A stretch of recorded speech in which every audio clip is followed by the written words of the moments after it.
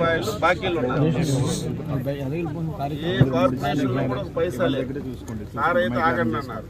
నేను మనోహర్ గారు ఇద్దరు చాలా ఇబ్బందిగా ఉందండి మాకని చెప్పి 1000 కోట్లు నాబార్డు నుంచి తెచ్చి 1000 కోట్లు పేమెంట్ చేశాం. ఇంకా 680 కోట్లు పెండింగ్ ఉంది. సివిల్ సప్లై కార్పొరేషన్ కూడా అప్పు వాడాలంటే వాళ్ళకు కూడా అవకాశం లేదు. మనం మార్కెట్ నుంచి వాడి వాళ్ళకి డబ్బు ఇచ్చాం. మ్యాక్సిమం 1 వీక్లో 680 కోట్లు కూడా మీ అకౌంట్లో వేస్తాం. ఇది చెప్పాలి. మీరు పొందుతున్నారు, మీరు చెప్పడం లేదు.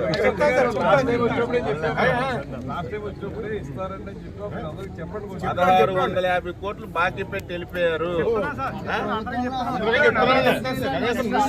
ఒక మాట అనలేదని మమ్మల్ని అంటున్నారు సార్. ఉన్న జనం చెప్తారు, అందరూ ఎదురుకుండా చెప్తే మీరు అన్నగా చెప్పారు. వెంకటరత్నం గారు అర్థమవుతుంది కదండి. ఇంతకంటే బాగా ఎవరు ఎక్స్ప్లెయిన్ చేయరు, అంత బాగా ఎవరికి అర్థం కాదు. ఆయనకి అంత అర్థమైంది. అంత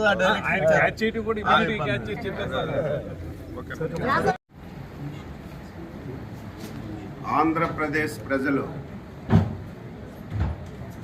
గత 5 సంవత్సరాలు ప్రభుత్వం చేసినటువంటి దుర్మార్గాలని విసిగి వేసారి మొన్న జరిగినటువంటి ఎన్నికల్లో ఎన్డీఏ పార్టీల మీద,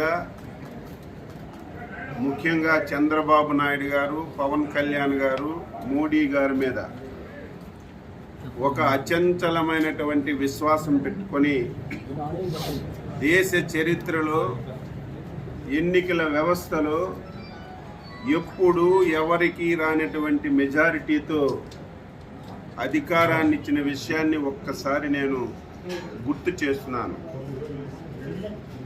అధికారం వచ్చింది, బాధ్యతలు స్వీకరించాం. దాదాపుగా 48 రోజులైంది. అధికారం వచ్చిందని ఆనందం ఒకవైపు, ప్రభుత్వం నడపడానికి గత 5 సంవత్సరాలు గత ప్రభుత్వం చేసినటువంటి విధ్వంసంతో మళ్ళీ ఈ రాష్ట్రాన్ని ఏ విధంగా గాడీలు పెట్టాలో బాధ ఒకవైపు ఉంది. 48 రోజులు గౌరవ ముఖ్యమంత్రి గారు ఆయన స్థాయిలో రివ్యూలు చేస్తున్నారు. ఉప ముఖ్యమంత్రి గారు పవన్ కళ్యాణ్ గారు ఆయన స్థాయిలో ఆయన రివ్యూలు చేస్తున్నారు.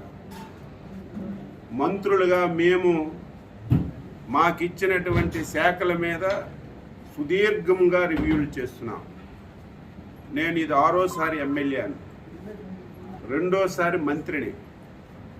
ఎన్నో ప్రభుత్వాలను చూశాను, ఎన్నో ముఖ్యమంత్రులను చూశాను.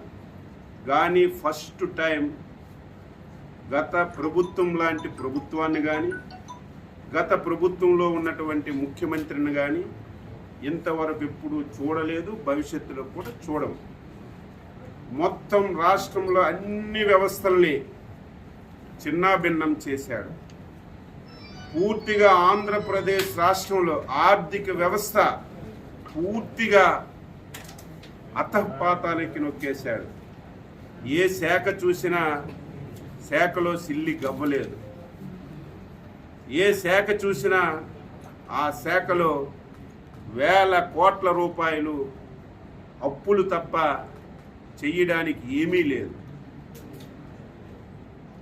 అందుకే రాష్ట్ర ముఖ్యమంత్రి, రాష్ట్ర ప్రభుత్వం ఇదేదో మనలో మనమే మదన పడిపోకుండా, మనలో మనమే చర్చించుకోకుండా ఈ రాష్ట్రంలో ఉన్నటువంటి వాస్తవ పరిస్థితులన్నీ కూడా రాష్ట్ర ప్రజానీకానికి 5 కోట్ల మంది ప్రజలకి తెలియాలనే ఉద్దేశంతో ప్రతి శాఖకు సంబంధించి ఒక వైట్ పేపర్ని గత 48 రోజుల్లో 7 వైట్ పేపర్ని రిలీజ్ చేశాం.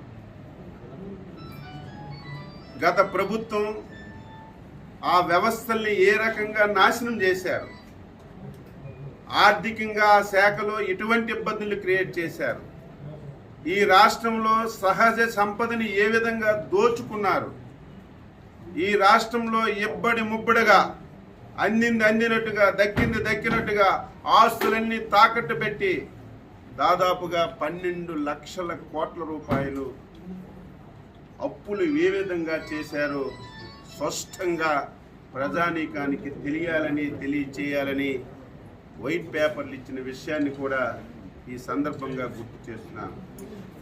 అయితే బాధ్యత కలిగిన ప్రభుత్వంగా గత ముఖ్యమంత్రి గత ప్రభుత్వాలు నాశనం చేశాయి, మా చేతిలో చిల్లి గవ్వలేదని చేతులు పట్టుకొని మేమెక్కడ కూడా పని చేయకుండా లేము.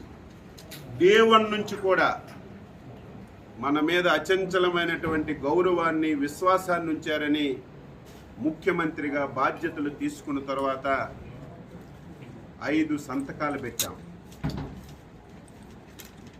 5 సంతకాల్లో 4 అమలు చేశాం. ఎన్నికల ముందు చెప్పాం, మీరు మాకు ఓటు వేయండి, పింఛన్ 3000 నుంచి 4000 చేస్తాం, ఏప్రిల్ నుంచి అమలు చేస్తామని చెప్పి మాటిచ్చాం. మీరందరూ సజీవ సాక్షులు. గతంలో కూడా మీరు పనిచేశారు. గత 5 సంవత్సరాలు ఎప్పుడైనా ఒక విపత్తు వస్తే, ఎప్పుడైనా వరదలు వస్తే ముఖ్యమంత్రి ఎప్పుడైనా సరే రివ్యూ తీసుకొని అధికార యంత్రాంగానికి అలర్ట్ చేసినటువంటి రోజు ఒక్కటైనా ఉందా? ఆ రోజు 5 సంవత్సరాల్లో ఒక మంత్రి అయినా ఒక అధికారి అయినా గ్రామాలకు వెళ్ళి పేదవాడికి పలకరించినటువంటి దాఖలాలు ఎక్కడైనా ఉందా? మొన్న ఎప్పుడైతే భారీ వర్షాలు వస్తాయి, గోదావరి నదికి విపరీతంగా వరద వస్తుందని తెలిస్తే మా విపత్తుల శాఖ మంత్రి శ్రీమతి అనిత గారు జూమ్లో కాన్ఫరెన్స్ తీసుకొని కలెక్టర్కి అలర్ట్ చేశారు. ఏవైతే ముంపు ప్రాంతాలు ఉన్నాయో, ముంపు మండలాలు ఉన్నాయో అధికార యంత్రాంగానికి అప్రమత్తం చేసి ఏ ఒక్క ప్రాణ నష్టం జరగకూడదు, వారందరికీ సురక్షిత ప్రాంతాలకి తరలించడమే కాదు, మీరు చూశారు గతంలో వరదొస్తే తరలించి వారికి బస్తాల్లాగా ఒక స్కూల్లోనో కొట్లోనో పెట్టేయడమే తప్ప ప్రభుత్వాలు చూడక ఆర్తనాదాలు విన్నాం. మాకు భోజనం అందడం లేదు, పిల్లలకు పాలు అందడం లేదు, సకాలంలో నీళ్లు లేవు, టాయిలెట్స్ లేవని. ఈ 5 రోజుల్లో ఎక్కడైనా ఒక వార్త వచ్చిందా? భోజనాలు పెట్టాం, పిల్లలకు పాలు ఇచ్చాం, వాటర్ ఇచ్చాం, వాళ్ళు మళ్ళీ నార్మల్గా వచ్చి ఇంటికి వెళ్ళేసరికి 3000 రూపాయలు పరిహారం కూడా ఇచ్చి వాళ్ళందరికీ న్యాయం చేశాం. నిన్న ఈరోజు ఈ 2-3 జిల్లాలు తిరుగుతుంటే గత ప్రభుత్వం పాపాల వల్ల ఏవైతే పురాతనమైనటువంటి కాలువలు ఉన్నాయో, గెడ్డలు ఉన్నాయో 5 సంవత్సరాలు గాలికి వదిలేశారు. కనీస స్థాయిలో మెయింటెనెన్స్ చేయలేదు. కనీసం ఒక తట్టెడు మట్టి తీసి ఆ కాలువలో ఉన్నటువంటి అడ్డు కూడా తీయకపోవడం వల్ల నిన్న వచ్చినటువంటి వరదలకి ఆ కాలువలు పొంగి 1000 ఎకరాలు రైతు పెట్టినటువంటి పంట పూర్తిగా నాశనం అయిపోయింది. నిన్న ఈరోజు చంద్రబాబు నాయుడు గారు అసెంబ్లీలో ప్రకటించారు, మా మంత్రుల బృందానికి పంపిస్తున్నాం, నష్టపోయినటువంటి రైతాంగానికి పలకరించడమే కాకుండా ఎవరైతే పునరావాస కేంద్రాల్లో ఉన్నారో వాళ్ళ దగ్గరికి వెళ్ళి వాళ్ళకి అన్ని సదుపాయాలు అందుతున్నాయో లేదో చూసి రైతాంగానికి ఏ విధంగా మనీ సహకారం ఇవ్వాలో అన్నీ తెలుసుకొని నాకు చెప్పండి, నేను రైతుల పట్ల చాలా ఉదారంగా ఉన్నాను, అవసరమైతే ఒక పైసా ఎక్కువ ఇచ్చైనా రైతులు కష్టాలు తీర్చి వారి రుణం తీర్చుకుంటానని స్పష్టంగా ముఖ్యమంత్రి గారు చెప్పడం వల్ల మేము బృందాలుగా వచ్చి తిరిగాము. మధ్యలో సెషన్స్ టైంలో కూడా ఎవరైతే స్థానిక మంత్రులు వచ్చి ఒక పూట అసెంబ్లీ చూసి ఒక పూట వచ్చి పలకరించి వచ్చినటువంటి దాఖలాలు. నిన్న ప్రజలు 5 సంవత్సరాలు ఇటువంటి పరిస్థితి ఉంటే ఒక్క ఆఫీసర్ రావడం కానీ, ఒక్క మంత్రి రావడం కానీ, ఒక ఎమ్మెల్యే రావడం కానీ మేము ఎప్పుడు చూడలేదు, మీరు వచ్చారు ఇదే మాకు ఆనందం అని మీ సాక్షిగానే చాలామంది నిన్న వారి హర్షాన్ని తెలియజేశారు. ఈరోజు ఈ ప్రాంతం నాశనం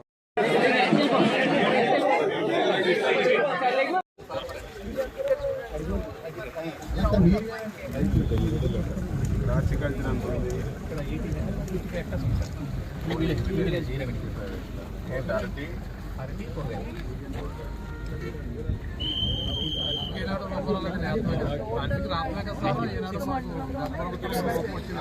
మామిడికి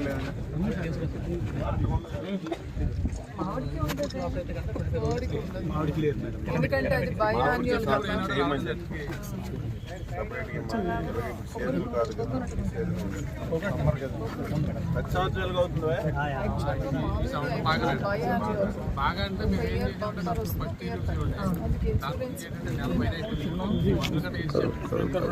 ఈ టైంలో ఎప్పుడు లేదు మా కర్మకాలి టైం ఆగస్టు 15 తర్వాత డిసడ్వాంటేజ్ అంటే సార్ ఎన్ని స్టేజ్ అంటే 3 వారాలు పంట అండి, దాంతో అంటే తట్టుకోవడం కష్టం సార్. అదే 8 వారాలు లేదు, మళ్ళీ కొత్తగా వేయాలి. ఇదంతా కొత్తగా సైజ్ మొత్తం తిరుగు ఏ విత్తనాలు వేయాలి ఒకసారి మనం మాట్లాడి కరెక్ట్. నేను మన మంగళ బుధవారం 6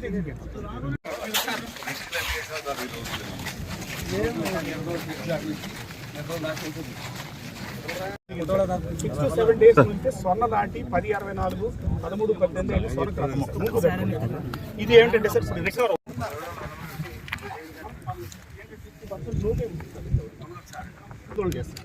తర్వాత సార్ మనకి బూస్టర్ వేస్ లా కూడా రికవర్ అవుతుంది. బట్ ఏంటంటే అందులో 50% అది చూసే మనం తప్పు వినప్పుడు రాస్తారు. రాశారు సార్, అది రైతులు గొడవ పెడతారు. అందుకే సార్ నేను వీళ్ళకి ఇస్తున్నాను సార్, స్కేల్ ఇస్తాను. ఓకే, మళ్ళీ ఏం చేశారు?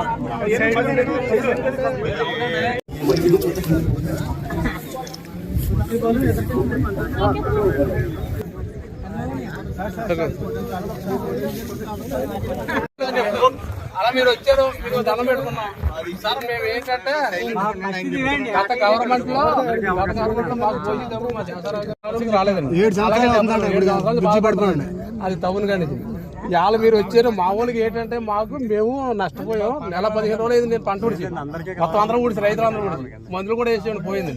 మా కర్మకాలు క్రాప్ అవ్వలేదండి, బాబు క్రాప్ అవ్వలేదండి. ఆగస్టు నెలలో వచ్చింది, ఇప్పుడు ఆగస్టు నెల దాటాక అప్పుడు ఏ గొడవ లేదండి.